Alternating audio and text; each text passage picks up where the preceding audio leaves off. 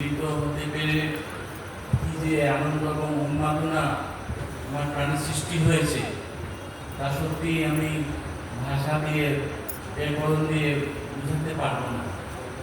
আমার যে ভাবধারা আমার ভিতরে প্রবাহিত হচ্ছে সেটা আমি ঠাকুরের দয়ায় যেভাবে অনুভব করছি এবং যেভাবে খুশিতে উঠলে উঠছে আপনাদের দেখে, সেটা আমি প্রকৃতভাবে প্রকাশ করতে পারবই না।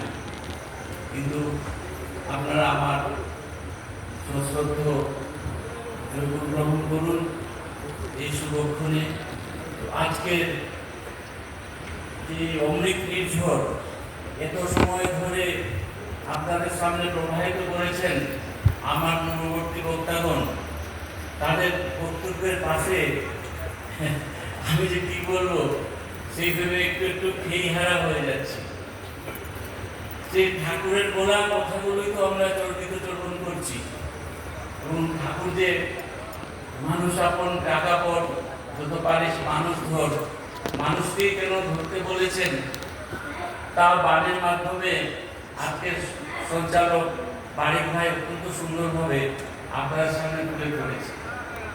তো এই বাণীটায় যে বলা আছে যে মানুষ সম্পদই হচ্ছে আসল সম্পদ, এই কথাটা নতুনভাবে বলার কোনো প্রয়োজন আমরা যারা ইষ্টভ্রাতা ভক্তিনিগণ মায়েরা এখানে আছেন তাদেরকে মনে হয় হার্ট টাচি করে, হৃদয় স্পর্শ করে বলার, ভেঙে বলার, বিশ্লেষণ করার প্রয়োজনই নেই।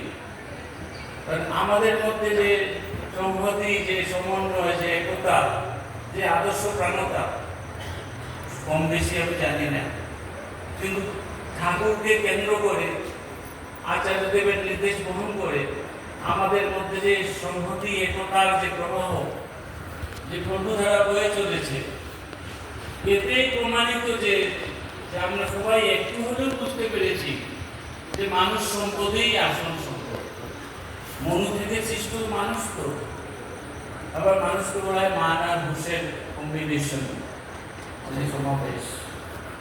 তো বলা হয় যখন মনু থেকে, মনু ঠাকুর ব্রহ্মারূপে পৃথিবী সৃষ্টি করেছিলেন, তার পুত্র মনু, আর মনুরই পরম্পরা বংশধারা আমরা মানুষ।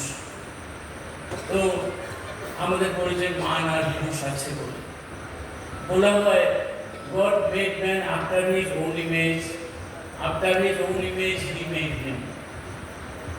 যে ভগবান ঈশ্বর শুধু মানুষকে তার আকৃতি দিয়ে তৈরি করেছিলেন, সৃষ্টি করেছিলেন, সবাই জানি আমরা, শুধু মানুষকে after his own image he made him, তিনি নিজেকে মানুষের আকৃতিতে সৃষ্টি করেছিলেন।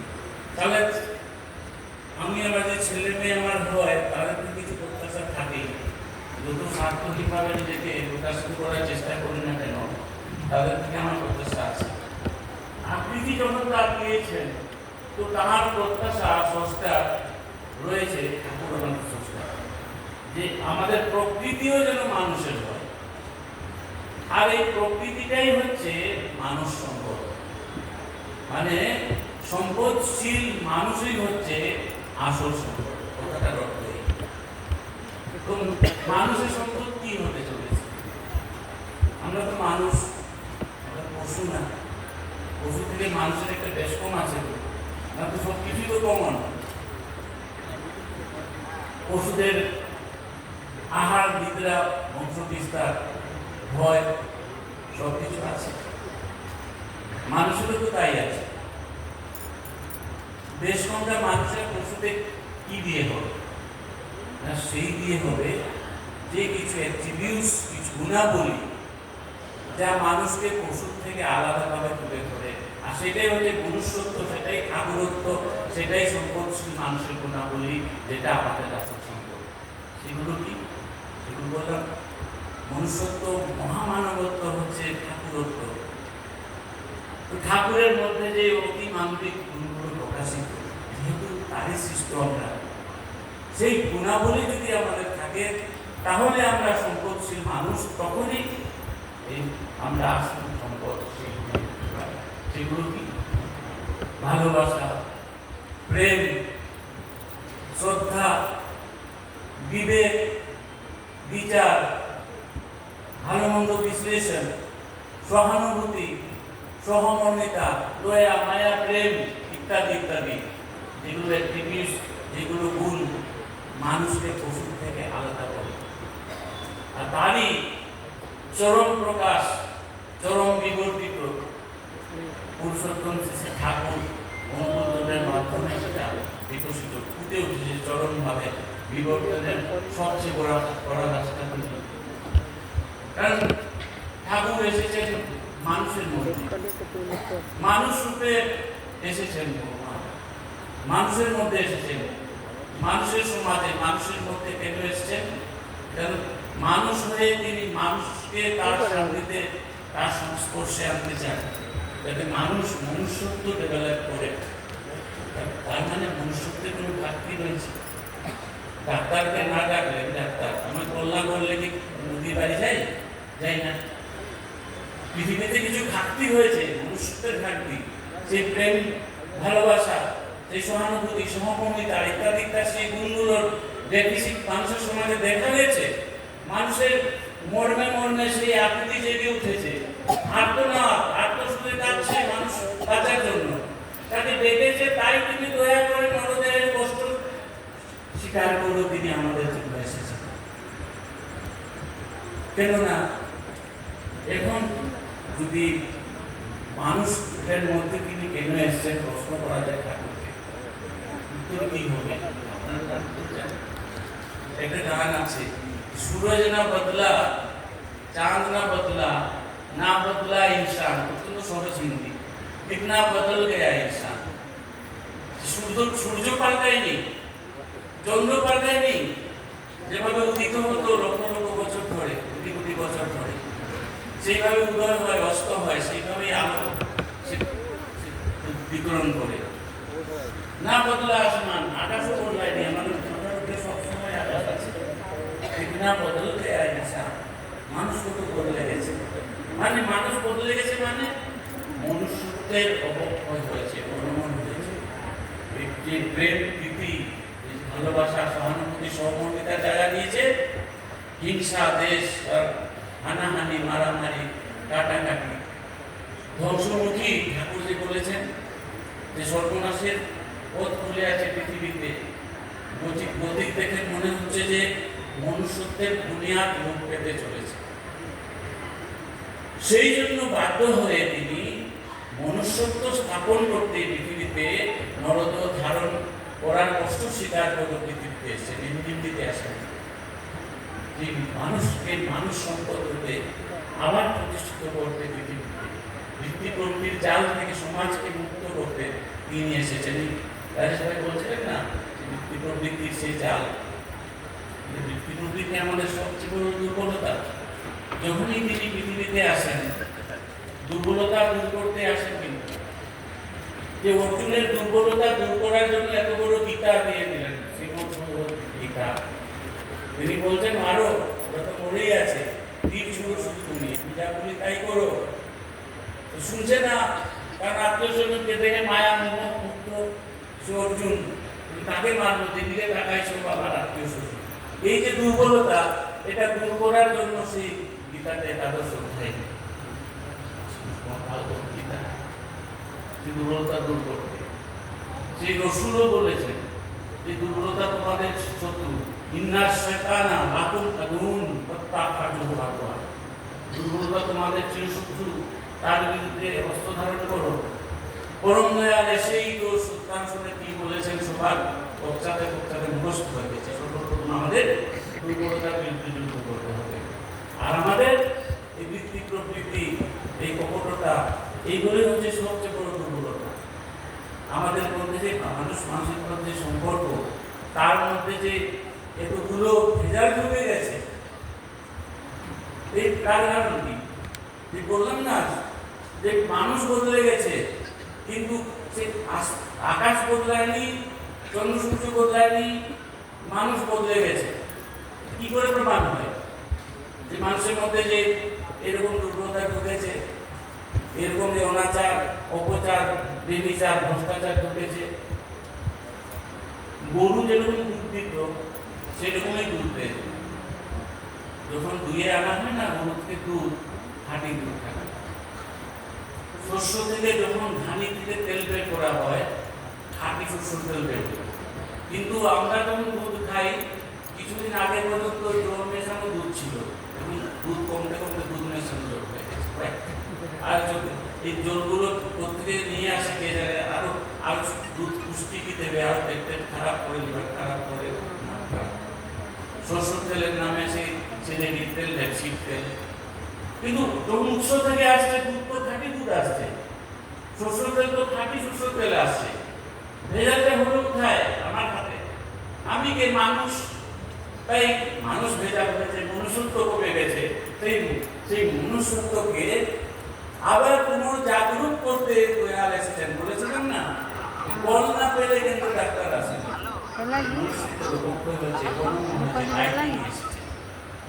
আর তার এই মনুষ্যত্বের যে দৃষ্টান্ত, ঠাকুরের যে বড় আর কি হবে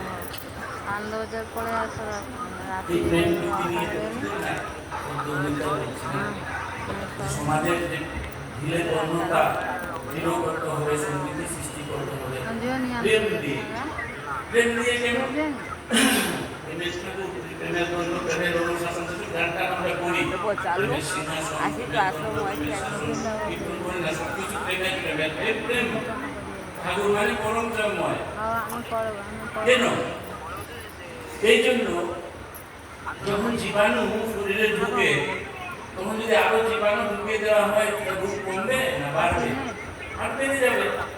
এবং হিংসা, দেশ, হানাহানি, মারামারি, কাটাকাটি, দ্বন্দ্ব, প্রকৃতি মার্গী লোকের চালচলন, এই নিয়ে পৃথিবী কলুষিত। তো সেই হিংসা, দেশের অপোজিটে, সেই জীবাণুর যে বিরুদ্ধে যে কিছু দিতে হবে, তার সেটা জীবাণু নাশক হবে। তো হিংসা, দেশ, মারামারি, কাটাকাটির বিরুদ্ধে কি লড়াই করতে পারে? প্রেম। প্রেমের মজার হাতিয়ার নাই। তাই ঢাল তলোয়ার নেড়ে তার ম্লেচ্ছ গতি বাড়ে, যোজনজাত নিষ্ঠ ভীতির ম্লেচ্ছ লিখন করে। কল্পিতারের ডেসক্রিপশনে আছে, কল্পিতারের ডেসক্রিপশন ঘটনা আপনারা পেয়েছেন না? ছবিতে দেখা যায় যে ঢাল তলোয়ার দিয়ে সাদা ঘোড়াতে সেই কল্পিতার এসেছেন কলিযুগের শেষে, পাপী তাপীদের বিনাশ করতে, সাধুদের রক্ষা করতে, ধর্ম প্রতিষ্ঠা করতে। এই ছবি ঢাল তলোয়ার নেইতে তার ম্লেচ্ছ গতি বাড়ে। ম্লেচ্ছ মানে ঠাকুর বলেছেন বাঁচা বাড়ার উল্টো চলে ম্লেচ্ছ জানিস তাদের, মানে অস্থিবৃদ্ধির বিরুদ্ধে যারা চলে, মানে যারা অস্তিত্ব পোষণী নয়। মানে ঠাকুরের সঙ্গে ধর্মের সবাই বাঁচে বাড়ে, সভ্যতাকে ধর্ম নাড়ে। ঠাকুর জানতেন কি ধর্ম হয় আর কি হয় না। আর সম্প্রদায়টা, সেই সংগীতি নিয়ে আমি বলতে চাই, সেই সম্প্রদায়টা সেই ধর্মের মোড়কে সেই পরিবেশিত হচ্ছে, হানাহানি, মারামারি চলে যাচ্ছে। তো তার বিরুদ্ধে তিনি সেই ঢাল তলোয়ার নিয়ে তার ম্লেচ্ছ করতে পারে। যদি জাত নিষ্ঠ ম্লেচ্ছ, যে ডাক্তার হয়ে তিনি এসেছেন। ডাক্তার আসলে বাড়িতে রুগীকে পরীক্ষা করে রোগ নির্ণয় করে তারপরে একটা ব্যবস্থাপত্র দিয়ে যায়, প্রেসক্রিপশন দিয়ে যায়। পরম দয়াল যুব চিকিৎসক ভবরোগ নিদান করতে তিনি এসেছেন। ভবরোগ থেকে লোককে মুক্তি দিতে, আরোগ্য দিতে তিনি এসেছেন। তিনিও একটা প্রেসক্রিপশন দিয়েছেন। এই প্রেসক্রিপশন সবাই জানেন। এই যে বৃত্তি প্রবৃত্তি জালে পৃথিবী জড়িয়ে পড়েছে, অনাচার, অপচার, দুরাচার, এসবের জালে যে বিদ্ধ পৃথিবী, তার চেয়ে যে তিনি সে মানুষ জাতিকে তিনি জীব জগৎ জীবন ধারণ করুন আমার স্বামী। শুধু মানুষ না, গাছ লতা, পশু পাখি যা কিছু আছে সব কিছু জীবন কারণ, সবাইকে বাঁচাতে তিনি যে এসেছেন। তিনি যে একটা ওষুধ দিয়েছেন, সেই ওষুধের যে প্রেসক্রিপশন সিরিয়ালি সবাই জানে। যে প্রেসক্রিপশনের যে বড় চিকিৎসকের 1 নম্বর হচ্ছে ট্যাবলেট, সেটা হচ্ছে যোজন। সবাই খাও, সেলফ প্রিপারেশন ফর্মুলা, নিজেকে ঠাকুরের মনের মতো তৈরি করো। একটা ক্যাপসুল আছে, ওয়াটার পিউরিফাইং ফর্মুলা ক্যাপসুল, জিওলিন ক্যাপসুল, পরিবেশকে শুদ্ধ করো, যাদের মতো বিস্মৃতি করো। ওই গাছকে যদি পকেটে করো কাঁচা মাল করার পক্ষে তাহলে নিয়ে আসো সেই জাতীয় ক্যাপসুল। আর এটা হচ্ছে অত্যন্ত শক্তিশালী ইমার্জেন্সি ইনজেকশন, হিস্টোভিত্তিক দিক খারাপ আছে।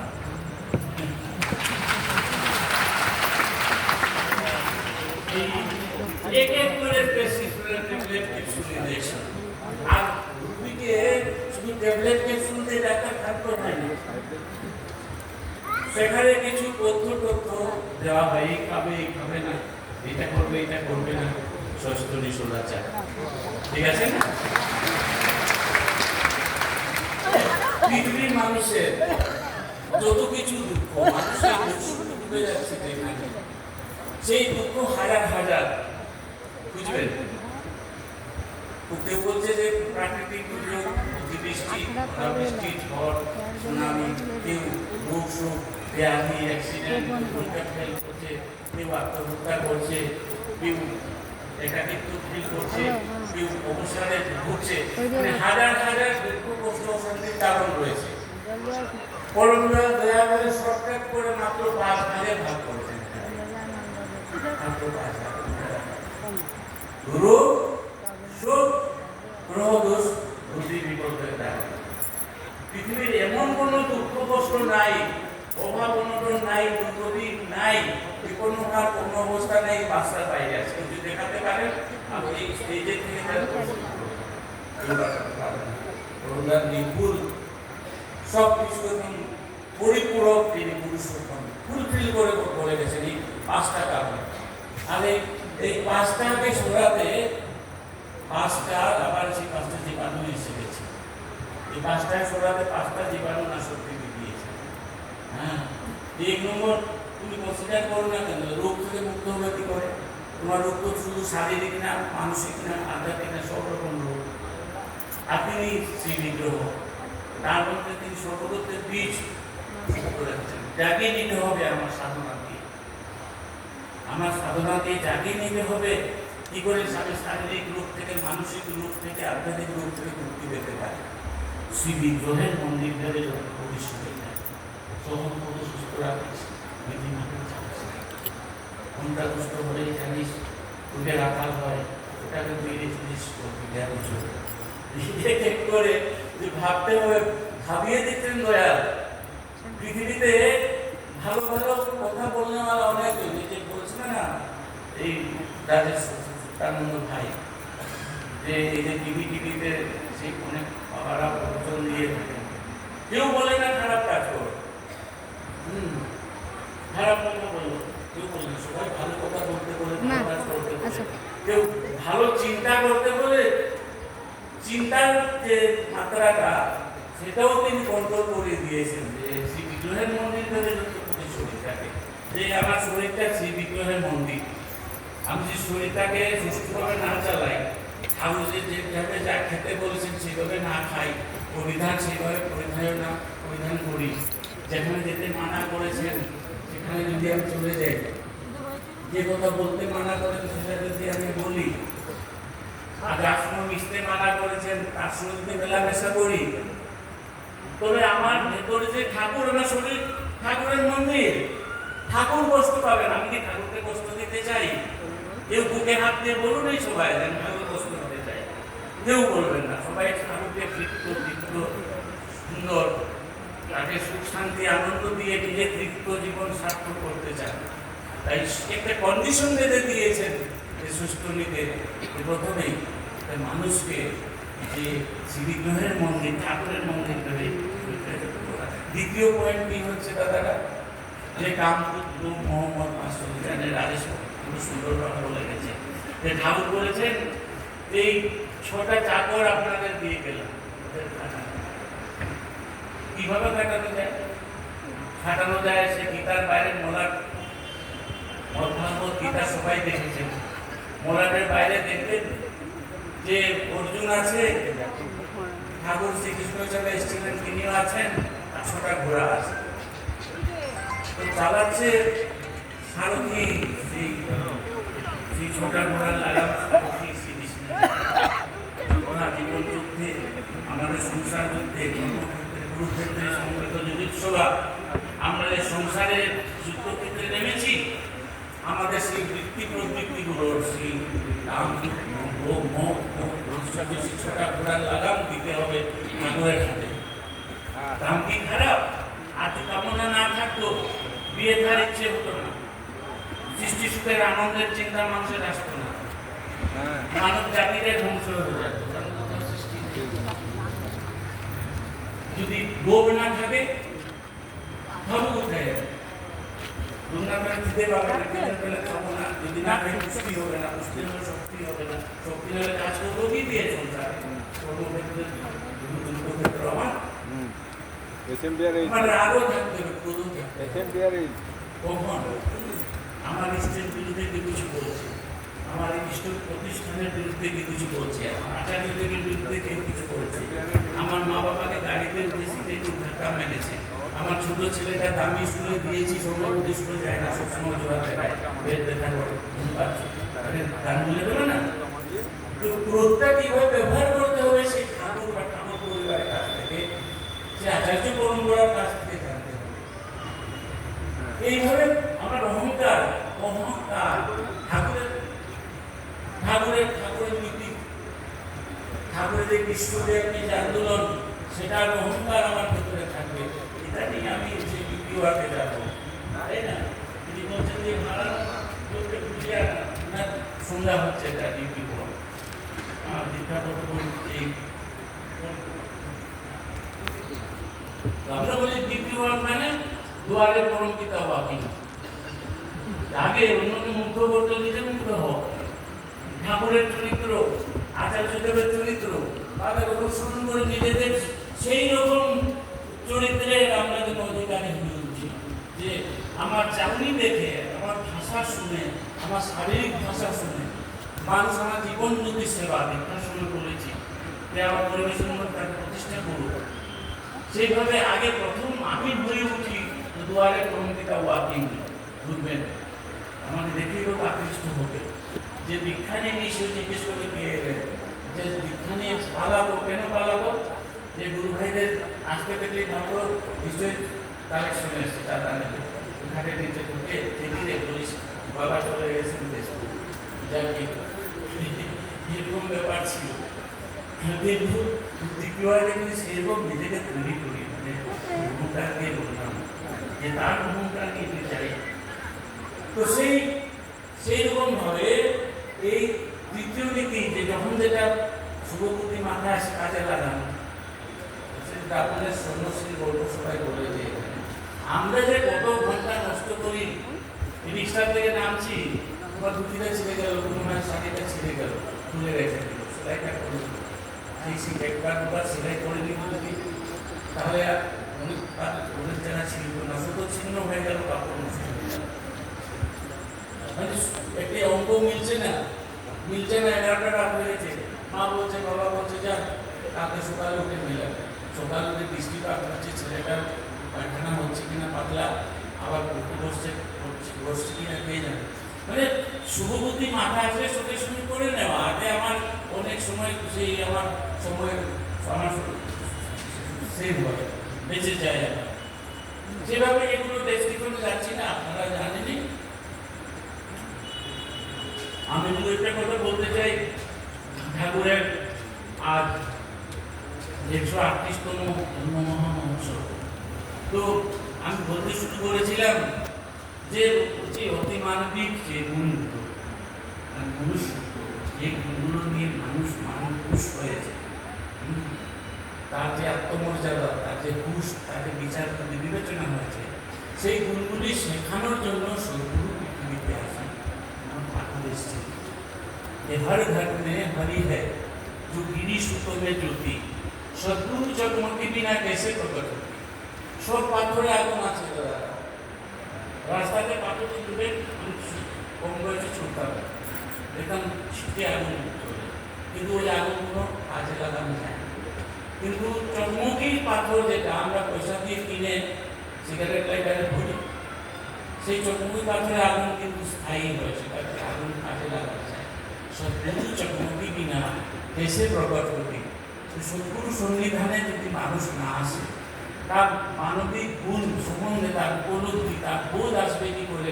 সে তাকে অনুসরণ না করে সেটা জাগাবে কি করে? কারণ একমাত্র সদ্গুরুই, তিনি অস্তিত্ব পোষণী গুরু, তিনি বৃত্তি প্রবৃত্তি বুঝে। এছাড়া আর যত আমার মতো, আমি একটা স্কুল কলেজে পড়াতাম, আমার মতো গুরু হাতে মানুষ বৃত্তি প্রবৃত্তিকে কন্ট্রোল করতে পারেনি, একমাত্র সদ্গুরুই। এই যে ভ্যাকসিনেশন, করোনার ভ্যাকসিনেশন, একটা দুটো তিনটে বুস্টার দিয়ে কতদিন করোনাকে বেঁচেছিলেন, আমি করোনাতে দেখেছি। আর যদি কাজও দেয় 6 মাস পর্যন্ত তার প্রতিষেধক ক্ষমতা থাকে, তারপরে কিন্তু আবার করোনা হয়ে যায় বুস্টার দিলে। কিন্তু সদ্গুরুর যে ভ্যাকসিনেশন, আমার জীবন চলনা যার কিন্তু দেখিয়ে গেছেন, যা আমি অনুসরণ করবো, ম্যাজিক বা অলৌকিকভাবে আসলে উনি তা বলেছেন। একটা নির্দিষ্ট প্রক্রিয়ায় সেটা আসে, আর প্রক্রিয়াটা সেই যোজন যাত্রা ঈশ্বরী সুস্থির সদাচার, সেই ভ্যাকসিনেশন তিনি দিয়েছেন। এটা একটা জীবনীয় প্রতিষেধক, শুধু করোনা না, যে কোনো রোগের প্রতিষেধক সেটা। আমার মানে জীবন পথে চলার ক্ষেত্রে, বাঁচা বাড়া চলার ক্ষেত্রে, অস্তিত্ব পালনের চলার ক্ষেত্রে যতটা বাধা বিপত্তি দুর্গতি আসতে পারে, সবটার বিরুদ্ধে প্রতিষেধক সারা জীবন জুড়ে, 6 মাস জুড়ে না, জন্ম জন্মান্তর জুড়ে।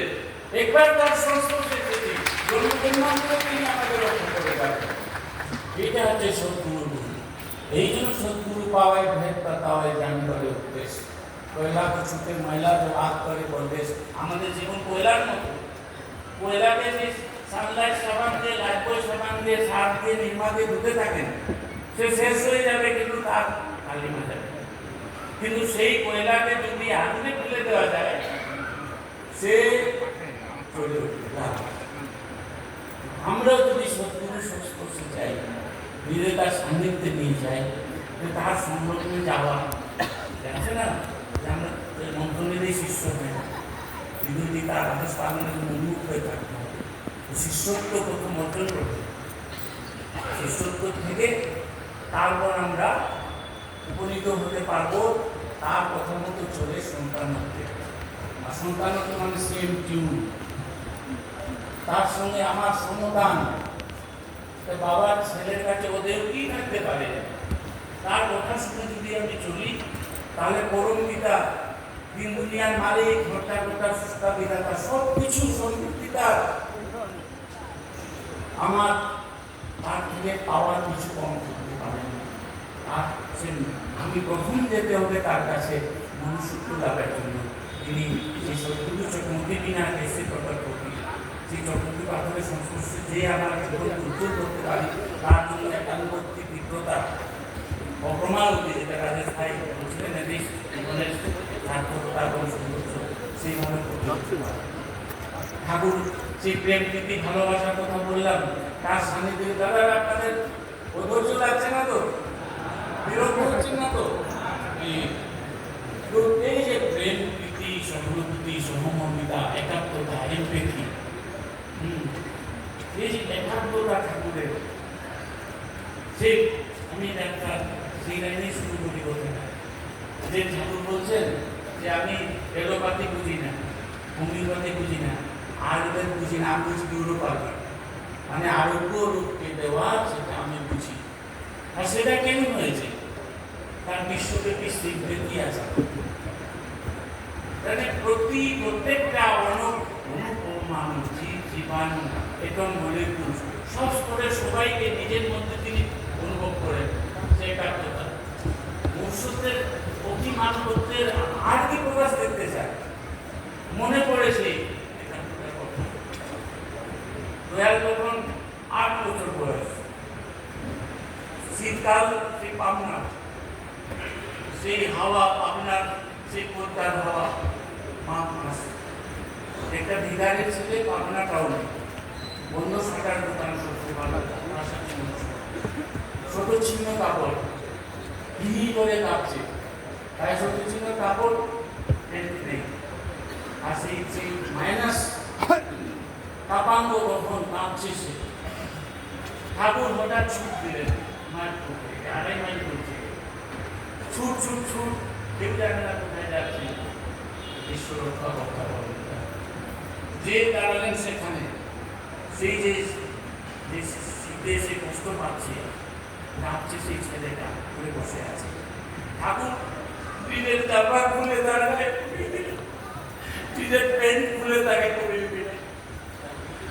দিগম্বর লীলার সেই কাগজ পড়হীন সেইভাবে এবার ফিরে ছুটে ছুটেছে। কোনো ঠাকুর মায়ের কাছে এলেন, দেশে যে ভিখারি ছেলে তো ভিখারি ছেলে নয়, সেটা হচ্ছে আমরা। আমাদের কৃষ্টির আবরণ নেই, ঐতিহ্যের আবরণ নেই, সেই চেতনাধারা নেই, একানুরক্তি আমাদের নেই, আদর্শমুখী চিন্তাশক্তি, ideal oriented go of life, আদর্শমুখী জীবন চেতনার ভাবনা নেই, মঙ্গলমুখী চালনা নেই, সেগুলো থেকে আমরা বঞ্চিত। তারই আবরণ দিলে নিজের আবরণ করেছে, ভিখারি হচ্ছে আমাদের। মা জিজ্ঞেস করলেন, ঘোড়ার ছেলে লজ্জা করলো না তো? এত বড় শরীর নিয়ে একটা লোকের সামনে কোনো ছুটি তো দিলেন, বড়রা ফিরিয়ে দিতে পারে যে বা আমার তো তুই আছিস, ওর কে আছে বল দেবে, তুই তো আমার। এই যে একাত্মতা, এই যে প্রেম, এই ভালোবাসা, এই পৃথিবীতে প্রেমের বিবর্তন, এই উত্তোলন আর কোথায় তার নজরানা, তার বড় কাজটা দৃষ্টান্ত দেখতে পাবে। সে দাদা এসেছেন এই ঠাকুর বাংলোতে 25 বছর ধরে পেটের দুধ সাজায়, খাবার হতো না, যা দিয়ে দেয়। ঠাকুর কাছে প্রার্থনা করেছেন, ঠাকুর আমি যা খাই হতো না। ঠাকুর বললেন যে ধানগুলি পাতার রস একদম দিয়ে গেলে একদম ওই লোককে আবার হাতির করে ছেলেটাকে বললেন যে ঠাকুর আপনি ধানগুলি পাতা চিনি না। এই শুনে পাশের জিনিস সেবক ছিলেন, তেলে বেগুনে চলে খেপে উঠলেন যে ঠাকুরকে, ঠাকুর তোমার বিধান দিলেন, তোমার সুস্থ উপায় বলে দিলেন, তখন তোমাকে ঠাকুর সরবরাহ করতে হবে। এটা শুনে ঠাকুরের চোখে যে সে শারীরিক কষ্ট নিয়ে এসেছিল আর তুমি তার মনে দুঃখ দিলে। তুমি যাও, সঙ্গে নিয়ে যাও, ঠাকুরি পাতা কোথায় আছে খুঁজে বার করো, দেখিয়ে দেবে, চিনিয়ে দেবে, যেভাবে সেবন করতে বললাম সেটা তুমি বুঝিয়ে দেবে। দাদা মায়েরা এরকম প্রকৃতির কথা ইতিহাসে তো নেই, কেউ কি সেই দৃষ্টান্ত দেখেছে? আবার বলতে হয় প্রীতি মনুষ্যত্ব আর কার কাছে আমরা শিখতে যাব। আর সেই মনুষ্যত্ব তিনি অন্যের সেই ইতিহাসটা ইনভাইট করেছেন, চরিত্রেও তিনি বলেছেন সেরকম যেটা ঘটনা মনে করতে তাই করতে চাই আমি। হেতনদার নাম আপনারা শুনেছেন? হেতনদার পাবনার মস্তান, সারাদিন মদ খেয়ে নিপুণ হয়ে থাকতো। তিনি পয়সায় সেই টাঙ্গা রিক্সা চলত, তাতে ভাড়া চাওয়ার সাহস কারো ছিল না। এর জমি ছিঁড়ে দেওয়া, বাজারে যে জিনিস নিয়ে নেওয়া, আর মজার সম্পর্কে এইসব জিনিস। আরও একজন বড় লিডারও ছিলেন, তিনি ঠাকুরের গায়ে এসেছিলেন, দুজনেই এসেছিলেন মানব। ওনারা পশু চরিত্র থেকে দেব চরিত্র থেকে মহামানব, ওনারা ওনাকে উদ্ধার করেছেন, সেটা উনি গল্প করে আপনারা জানেন। সেই হেতনদা সেই ঠাকুরটাকে ভালোবেসে একটা মোটরসাইকেল গৌহাটি থেকে এনে কিনিয়ে দিয়েছিলেন। তাকে বললেন যে মদ ছাড়ো, মস্তানি ছাড়ো, কিছু না। রত্নাগরের গভীর ধরে সেই পাড়াপাড়ে ওকে ধীরে ধীরে ধীরে ডুবাচ্ছেন, করে তার চেঞ্জ করা যায়। সাগরে আচার্য অনেক কিছু দিয়েছেন, দিয়েছেন। মোটরসাইকেল বললাম যে মোটরসাইকেল চেপে সে কি করতো, তুলা উঠাতে যেত বাজারে, গুন্ডা ট্যাক্স। ওই সব মোটর খেয়ে তুলতে যেয়ে আরো 4-5 জন মিলে, একজনই না মস্তান, 4-5 জন মিলে দিয়ে দিয়েছে তাকে খুব ভালো করে। নতুন মতন দিয়ে দেওয়ায় সে মার দিয়েছে। সে মোটরসাইকেল নিয়ে, ঠাকুরের দেওয়া মোটরসাইকেল নিয়ে গেছিল সেখানে তুলাবাজি করতে, সেখানে মার দিয়েছে। এটা ঠাকুরের দোষ। যদি সেই মোটরসাইকেল লাগিয়ে সে যেতে পারতো না, মারও খেত না। সেই জন্য দুপুরবেলা ভর দুপুরে ঠাকুর তখন ভোগে বসবেন, এই নানাবিধ গালাগালি দিতে ডিকশনারির ভিতরে নেই, অভিধানে নেই, সব গালি দিচ্ছে ঠাকুরের নামে।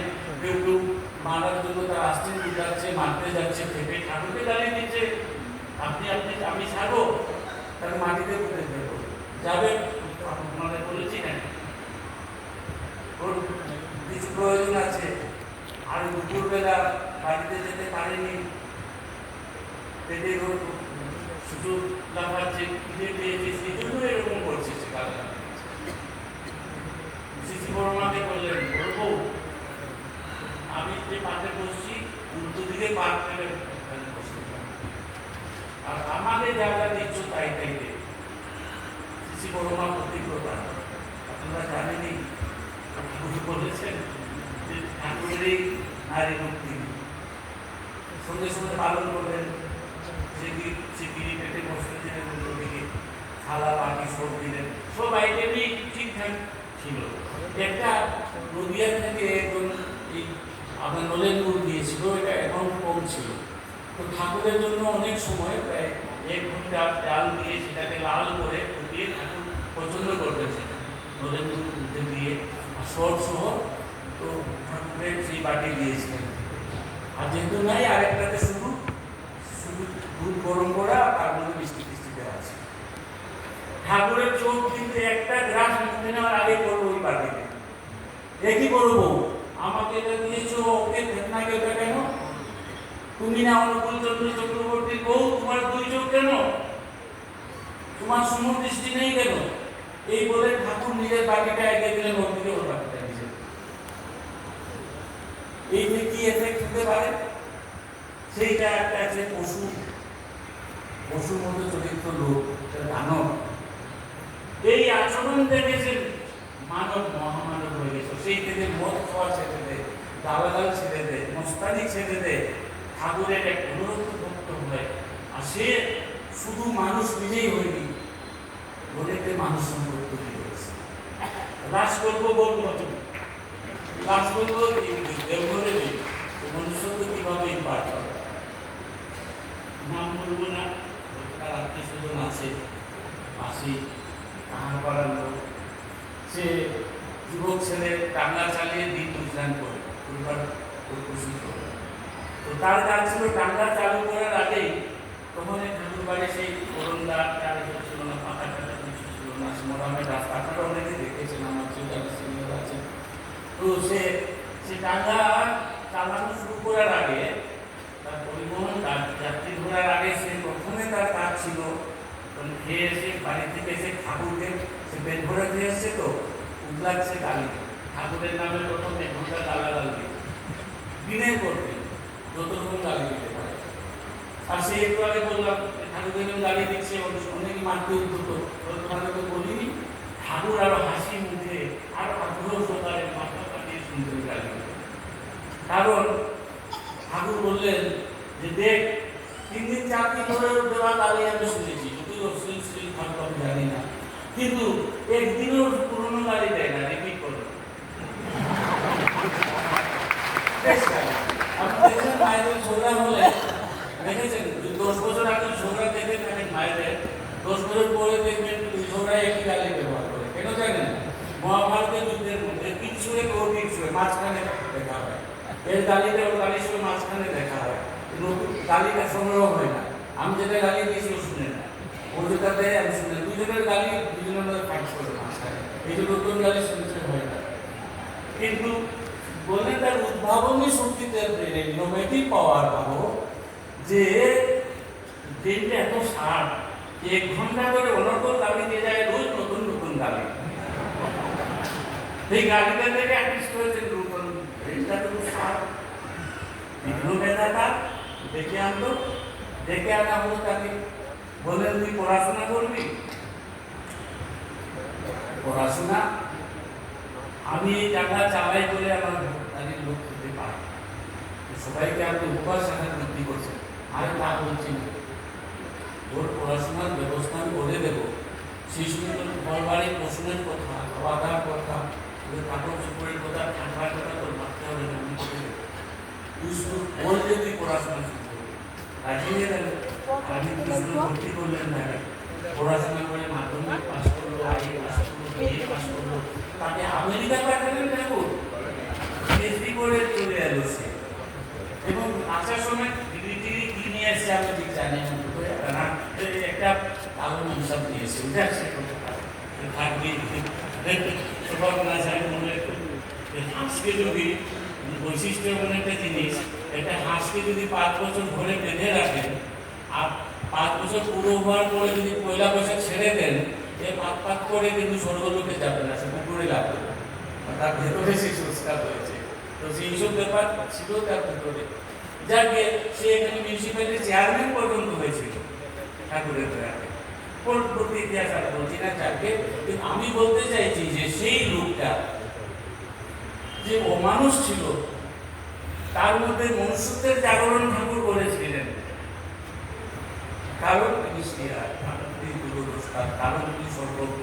তিনি জানেন, গীতাতে বলেছিলেন শ্রীকৃষ্ণ, অর্জুন তোমার আর আমার মধ্যে একটাই দুষ্কর্ম, তুমিও বারবার পৃথিবীতে এসছো, আমি বারবার এসেছি, তুমি ভুলে গেছো আমার মনে আছে।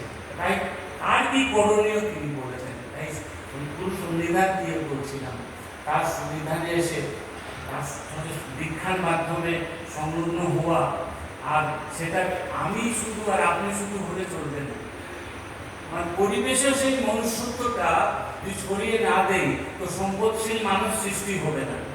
যেহেতু এই বক্তব্য বিষয় হচ্ছে যে মানুষ সম্পদেই আসল সম্পদ, পরিবেশে যদি আমরা ছড়িয়ে দিই সেই মনুষ্যত্বটা জাগিয়ে না দেই, তাহলে মানুষ সম্পদ সৃষ্টি হবে কোথায়, আমি থাকবো কোথায়? শেষগুলি বলতে শুরু করেছিলাম না, পড়োশি তোর নিপাত যাবে, তুই বসে সুখ খাবি বুঝি, যা ছুটে যা বাঁচা পাতে বাইরে তোর বাঁচা বুঝি। আর ডিপি ওয়ার্ড হচ্ছে তার সবচেয়ে সত্য। আর ঠাকুরকে আমরা সামনে পাচ্ছি, ঠাকুর তার নামে স্পন্দিত হয়ে আমাদের সঙ্গে আছেন, ঠাকুর তার বইপত্রে তার বাণীর মাধ্যমে আমাদের সঙ্গে আছেন। ঠাকুরকে যারা দেখেছেন তাদের মুখে আমরা তার কথা শুনতে পাচ্ছি, তার আলাপ আলোচনা গানের মাধ্যমে গুণ কীর্তন তার মধ্যে তিনি জাগ্রত।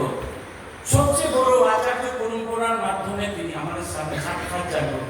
তাই তার নির্দেশ পালন করাই, ঠাকুর নির্দেশ পালন করা, তাদের সান্নিধ্যে থাকা, তাদের সংলগ্ন থাকাই ঠাকুরের সাথে থাকা।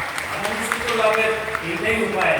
মানুষ সম্পদ যখন ডেভেলপ করবে, যখন গ্রো করে উঠবে, তখন মনুষ্যত্ব প্রস্ফুটিত হলে আমাদের এই আসল সম্পদ আমরা লাভ করবো। পৃথিবী বলছিলাম যে প্রবৃত্তির সেই হেরাডোপ থেকে পৃথিবীকে সরানোর যে উপায় ঠাকুর নিয়ে এসছেন, যে মনুষ্যত্ব আবার কোনো জাগরণ করা, সেটাই আসল সম্পদ হয়ে আমাদের সমৃদ্ধ করবে, এছাড়া বাঁচার উপায় নেই। সেটা হলো আমার কথা। আমি জানি না আমার বলেটা ঠাকুর কথা অশেষ অটল, মা সরস্বতী বসে যদি লিখে শেষ হবে না, রাত গেলেও শেষ হবে না। অনেক আপনাদের অনুরোধ করলাম, বিরক্ত করলাম। এখন সভাপতি হিসেবে দু একটা কথা ওনাদের বলতে হয়, যারা প্রথমেই অমৃত নির্ঝর প্রবাহিত করেছেন আপনাদের সম্মুখে। অনিলদা বলছিলেন একই কথা, যে প্রেমের প্রকৃত প্রতিষ্ঠা করলেই আমাদের যে সমাজে সম্প্রীতি ডেভেলপ করবে। তো প্রেমের মতো বড় হাতিয়ার আর নেই, আমি আমার আলোচনায় বলেছি। আর তিনি বলেছেন যে এটা মাথায় রাখতে হবে, দৃষ্টির কথাটা জানি, আচার্যের নির্দেশ পালন করার মাধ্যমে আমরা জানবো আমরা ঠাকুরের নির্দেশ পালন করেছি। আর হেম কবিজি বলেছেন সেই কথাটা একদম, আমি কখন এমন হবো আমায় দেখে বলবেন যে তুমি আছো জীবন বলবে, মানে আমার উপস্থিতি মানুষকে যেন অনুভূতি দেয় যে ঠাকুরের একজন বাহক, ভালো বাহক, তার বাধা ভাব আমার তার দিয়েছে আমার স্বাধীন ভাষাতে। আর সবাই সব বক্তারাই দ্বিতীয় বলেছেন ওখানে ঠাকুরের চতুর্থ এবং পঞ্চম পুরুষ নিয়ে বলেছেন। তো প্রথম পুরুষে হবে সত্যনাম প্রচার করেছেন, দ্বিতীয় পুরুষ শ্রী বর্তারাম সংগঠনের পাহাড় দেখেছেন, দিকে দিকে মন্দির মঠ কেন্দ্র তৈরি হয়েছে। আর আপনারা দেখেছেন তৃতীয় পুরুষে দীক্ষার সম্প্রসার প্রতিতে গিয়ে খেতেছে। চতুর্থ পুরুষ সব একাকার, একাকার মানে একাকার হওয়া না, এক আকার। স্ট্রিক্টলি ঠাকুর যেভাবে বলেছেন, আচার্য যেভাবে বলেছেন, সেইভাবে নিজেকে করে তুলে রাখা। পঞ্চম পুরুষে হবে বিশ্বায়নের ভাব। সেই জন্য এতগুলো যুবতী যারা এই সময় বললো যাদের ভাই যে ঘরের স্বার্থেও দেখে না, ওরা এখন কেরিয়ারিস্ট, নিজের জীবনে শুধু সুখ সমৃদ্ধি নিয়ে ব্যস্ত ওরা। না হলে আড্ডাতে, না সিনেমা যায়, না রক পার্টি করে, না মেয়েদের পিছনে করে, সেইগুলোকে হাজারে হাজারে ধরে নিয়ে যুক্ত করেছেন ইষ্ট করবে। এরকম কোনো আন্দোলনও দেখা যায় না, একতরফা সবাইকে সমাজকে পেটার দিকে দিয়ে দিয়েছে ওদেরকে ব্যস্ত করে। লোকের হদিস খুঁজে পায়নি, তাদের মাধ্যমে সমাজও সংস্পর্শ করছে ঠাকুরের। তোমারে কালকাল যে তোমাকে লাগিয়া বসে আছে কত চাহিয়া, প্রতি দ্বারে দ্বারে যেচে কেঁদে হেসে, বিবাহ সবারে আনন্দিত রসে, ছুটে যাক সবে নিত্যানন্দ বলে যেন নামে। এই হচ্ছে তাদের কাজা। তাই আচার্য যে নির্দেশ, আচার্য পরম্পরা দয়া করে ঠাকুরকে রেখে গেছেন পুরুষোত্তম হিসেবে একটা তার বিরাট ভূমিকা প্রমাণিত। কোনো দিক অপূর্ণ রাখেননি। আমরা কবিরক্ষীণ হই না, দিশাহারা হই না, সেই জন্য তিনি আচার্য পরম্পরা অভূতপূর্বভাবে পৃথিবীতে কখনো হয় নাই সৃষ্টি করে গেছেন। এখন আমাদের জানানোর জন্য তিনি একটা ম্যাচ বক্স দিয়েছেন। এই ম্যাচ বক্স কিন্তু হাতে কটকট করলে হবে, তাকে বের করে নিজে চুপতে হবে। ওনারা যা বলছেন তা টাকায় টাকায় মেনে নিলে ঠাকুরের আবেশী পালন হবে সমাজে। সে সমাজের সদস্যদের মধ্যে, সে ব্যক্তিগত লেভেল থেকে, ব্যক্তিগত স্তর থেকে, পরিবার জীবন, সেই সমাজ জীবন, রাষ্ট্র জীবন, অন্তরাষ্ট্র জীবন, সব জীবনে মনুষ্যত্ব জেগে উঠবে। আবৃত্তি প্রকৃতির এই কচকচানি দেখা যাবে না। মানুষ আনন্দের, সুখের, শান্তির পথ খুঁজে পাবে। এই বলে সবার সুখ, শান্তি, আনন্দ, নিষ্ঠময় জীবন ঠাকুরের সাধু চরণে প্রার্থনা করে আমার বক্তব্য শেষ করলাম।